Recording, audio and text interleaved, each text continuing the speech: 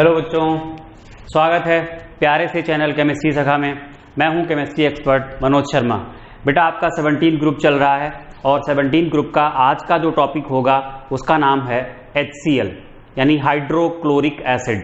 इसके methods of preparation जो कि बहुत कॉमन है, NCERT बेस्ड हैं, और इसकी जो प्रॉपर्टीज़ हैं वो भी जो NCERT बेस्ड हैं, उसके बारे में हम लोग बात करेंगे। आपको याद दिला दें फिर से कि इनऑर्गेनिक केमिस्ट्री के जितने भी कॉन्सेप्ट्स हैं वो हमने आपको जनरल इनऑर्गेनिक केमिस्ट्री में पढ़ाए हैं। जो हमारी प्लेलिस्ट है GIC/P ब्लॉक करके, उसके शुरुआत के 10 लेक्चर्स GIC के हैं। अगर आप उनको पढ़ेंगे तभी आपको ये टॉपिक्स या ग्रुप स्टडी समझ में आएगी। तो पहले उन टॉपिक्स को पढ़िए, उसके बाद आप ग्रुप स्टडी पर आइए। फिलहाल हम आज का टॉपिक स्टार्ट करते हैं HCl। छोटा सा टॉपिक है, बहुत जल्दी खत्म हो जाएगा, 10 से 15 मिनट के बीच का टॉपिक है।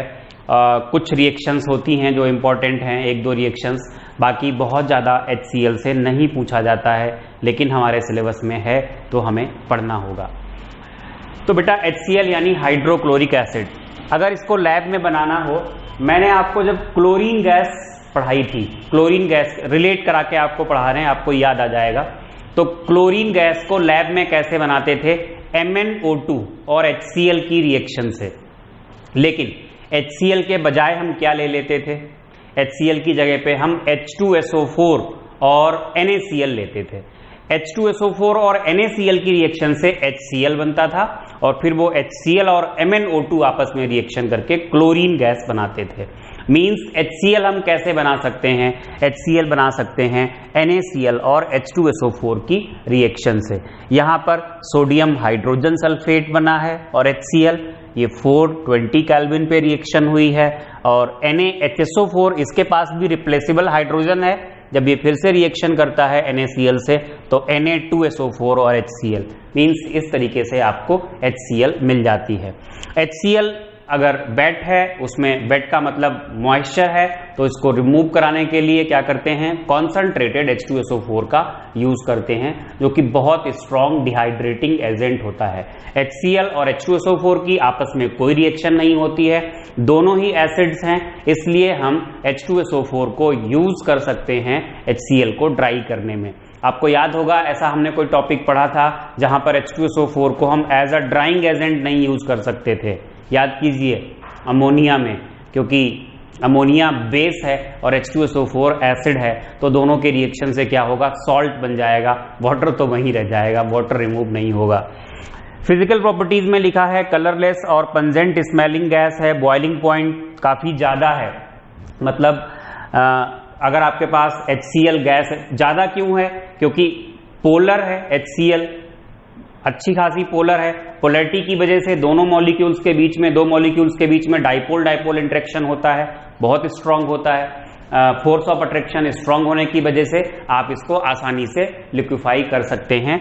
इसका बॉइलिंग पॉइंट 189 केल्विन दिया है, यानी 189 केल्विन पर ही ये लिक्विड में कन्वर्ट हो जाएगी। लिक्विड फॉर्म में कलरलेस होती है, लेकिन सॉलिड स्टेट में ये व्हाइट होती है। In solid form white crystalline solid, white लिख लीजिएगा, ये व्हाइट होती है। फिर क्या है? एक्सट्रीमली सॉल्युबल इन वाटर, पानी में हाईली सॉल्युबल है। वजह क्या है? आगे वाली रिएक्शन आपको बता देगी। बहुत स्ट्रॉन्ग एसिड है HCl + 2H2O, या केवल H2O लोगे तो यहाँ H पॉजिटिव और Cl नेगेटिव। अगर आपने यहाँ पर, अच्छा 2 नहीं, एक ही आएगा H2O, तो ये H पॉजिटिव देता है। H2O H पॉजिटिव को लेकर के H3O पॉजिटिव + Cl नेगेटिव, और देखिए इसका डिसोसिएशन कांस्टेंट कितना ज्यादा है, 10⁻7। ये प्रूव करता है कि HCl कितना स्ट्रॉन्ग एसिड है, और पानी में घुल जाने की वजह भी यही होती है। पानी यहाँ पर बेस की तरह काम करता है, आप कह सकते हो ब्रॉन्स्टेड एंड लोरी बेस, और ये यहाँ पर एसिड की तरह काम करता है। जो प्रोटॉन दे दे वो एसिड होता है, और जो प्रोटॉन ले ले वो बेस होता है। तो वाटर यहाँ पर ब्रॉन्स्टेड एंड लोरी बेस, और HCl यहाँ पर Bronsted and Lowry acid. Equilibrium वाला साइन लगाया ही नहीं हमने, रिवर्सिबिलिटी वाला, क्योंकि रिएक्शन तो फॉरवर्ड ही चली जाती है, स्ट्रॉन्ग एसिड है। फिर क्या लिखा है? React with bases reacts with bases to form salt. Of course acid है तो बेसिस से रिएक्शन करेगा ही। अमोनिया से रिएक्शन करा दोगे तो NH4Cl की व्हाइट फ्यूम्स बन जाएंगी, NH4Cl नाम का सॉलिड बन जाएगा। NaOH से करा दोगे तो NaCl बन जाएगा। इस तरीके से ये रिएक्शंस होंगी, लिखने की कोई जरूरत है नहीं, बस इंपॉर्टेंट रिएक्शन जो थी वो यही थी, वो भी आप पहले पढ़ चुके हो। फिर देखिएगा यहां पर एक जो इसकी प्रॉपर्टी बताई है, बहुत अच्छी प्रॉपर्टी है, एक ही केमिकल प्रॉपर्टी हुई है अभी, ये सेकंड वाली होगी, ये सेकंड प्रॉपर्टी होगी। ध्यान दीजिएगा एनसीईआरटी के अकॉर्डिंग इस तरीके से दिया है, HCl और HNO3 का अगर HCl 3 पार्ट है और एक पार्ट HNO3 है तो इसको हम लोग एक्वारीजिया कहते हैं। HNO3 बहुत स्ट्रॉन्ग ऑक्सीडाइजिंग एजेंट होता है, सभी मेटल्स को ऑक्सीडाइज करता है, लेकिन HNO3 गोल्ड और प्लैटिनम को ऑक्सीडाइज नहीं कर पाता है। गोल्ड और प्लैटिनम को ऑक्सीडाइज करने के लिए एक्वारीजिया की जरूरत पड़ती है। HNO3 क्या प्रोड्यूस करता था? नेसेंट ऑक्सीजन, लेकिन जो एक्वारीजिया होता है वो नेसेंट क्लोरीन प्रोड्यूस करता है। इट प्रोड्यूसेस नेसेंट क्लोरीन, और जो नेसेंट क्लोरीन होते हैं वो गोल्ड या प्लैटिनम से रिएक्शन करके उनके क्लोराइड बना लेते हैं, और वो क्लोराइड्स AuCl3 क्लोराइड बनेगा गोल्ड का, और PtCl4 क्लोराइड बनेगा प्लैटिनम का, जो फिर से HCl के साथ रिएक्शन करके उनके रेस्पेक्टिव कॉम्प्लेक्सेस या जो गोल्ड का बनेगा वो ऑरिक एसिड बनेगा और प्लैटिनम का बनेगा क्लोरोप्लैटिनिक एसिड। तो रिएक्शंस यहां पर एनसीईआरटी के अकॉर्डिंग हमने दी हैं, Au plus 4H positive 4Cl negative, मतलब 4 HCl हो गए, और ये है HNO3, यहां H पॉजिटिव होना चाहिए था साथ में, लेकिन H पॉजिटिव ना, इधर और इधर वाला कैंसिल कर दिया है, NO3 नेगेटिव, तो ये बना AuCl4 नेगेटिव। अगर यहां H पॉजिटिव HNO3 लेते तो यहां भी H पॉजिटिव आता, तो पहले H पॉजिटिव लिखा जाता HAuCl4, जिसको हम कहते auric chloroauric acid plus NO plus 2H2O। ऐसे ही ये प्लैटिनम की रिएक्शन दी गई है, 3 प्लैटिनम, इस तरीके से ये एनसीईआरटी बेस्ड रिएक्शन है। यहां पर लास्ट में लिखा है it decomposes salts of weak acids. Of course ये स्ट्रॉन्ग एसिड है, स्ट्रॉन्ग एसिड को अगर हम एक ऐसा सॉल्ट लें जहां पर पहले से ही वीक एसिड है, मतलब एनायन जो है वो वीक एसिड से आया हुआ है, तो ये क्या करेगा, उस एनायन को रिप्लेस करा देगा और अपना क्लोराइड आयन वहां पर एंटर करा देगा। तो ये रिएक्शन होती है। इन्हीं रिएक्शंस को, जो एक्वारीजिया वाली रिएक्शंस हैं, इसको हमने एक दूसरे कॉन्सेप्ट के बेसिस पे दिया है जो एनसीईआरटी में नहीं है। एनसीईआरटी में इस हिसाब से दिया है जो कुछ ज्यादा समझ में नहीं आती हैं, लेकिन आप यही करके आओगे अगर एग्जाम में आती हैं। अभी तक तो आई नहीं है, अगर एग्जाम में ऐसे मल्टीपल चॉइस क्वेश्चंस में तो आई हैं कि एक्वारीजिया को अगर गोल्ड से ट्रीट करेंगे तो क्या बनेगा, तो आपको आंसर देना होगा अगर गोल्ड से ट्रीट करोगे तो क्लोरोऑरिक एसिड बनेगा। तो इन्हीं थर्ड वाली प्रॉपर्टी को हमने अलग तरीके से लिखा है जहां से आपको समझ में आ जाएगा।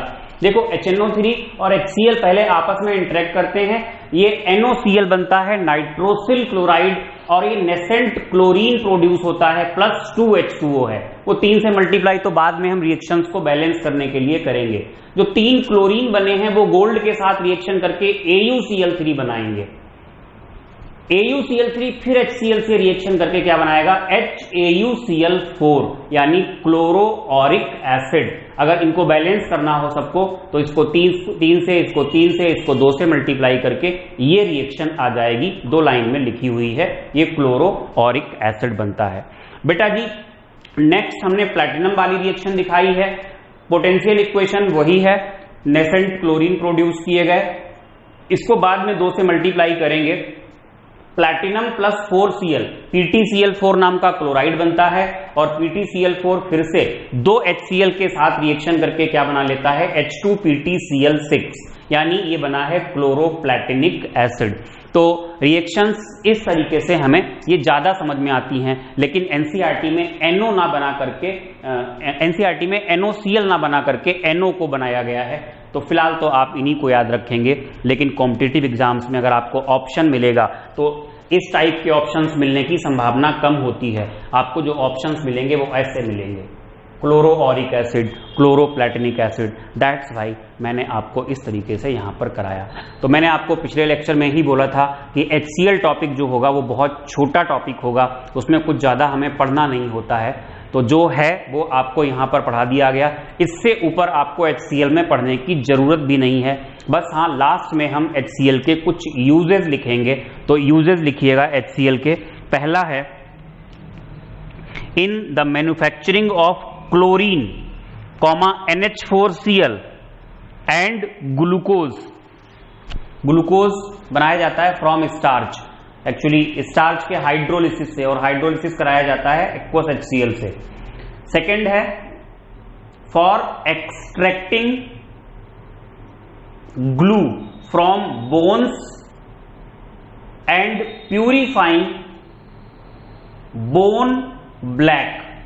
नेक्स्ट है, इन मेडिसिन्स, और नेक्स्ट है as a laboratory reagent. Lab में तो इसे यूज करते ही हैं, जब आप बेसिक रेडिकल्स को टेस्ट करते हो तो वहां पर भी HCl एक ग्रुप रिएजेंट होता है, और एसिडिक रेडिकल्स को टेस्ट करते हो तो वहां पर भी ये एक ग्रुप रिएजेंट होता है। तो ये एक छोटा सा लेक्चर था, इसको बेटा जी खत्म करिए।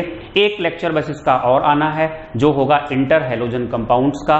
वहां पर भी जो मेन चीज होती है वो इंटर हैलोजन कंपाउंड्स के स्ट्रक्चर, IF7 का स्ट्रक्चर, BrF5 का स्ट्रक्चर, बॉन्ड एंगल का कंपैरिजन, और वो मैंने आपको पढ़ा दिया है GIC में, जहां पर एक हेडिंग पड़ी थी structures of covalent compounds and covalent ions, जो भी आपने लिए थे वहां पर आपको पढ़ाया जा चुका है। तो होपफुली ये लेक्चर बहुत ज़्यादा इंटरेस्टिंग तो नहीं था, ये बात मैं भी जानता हूँ, लेकिन जो भी है वो आपको पढ़ाया गया है और आपके लिए हेल्पफुल होगा। प्लीज़ इसको सब्सक्राइब कीजिएगा चैनल को, और लाइक कीजिएगा अगर वीडियो अच्छा लगता है, और शेयर कीजिएगा। Thank you for watching.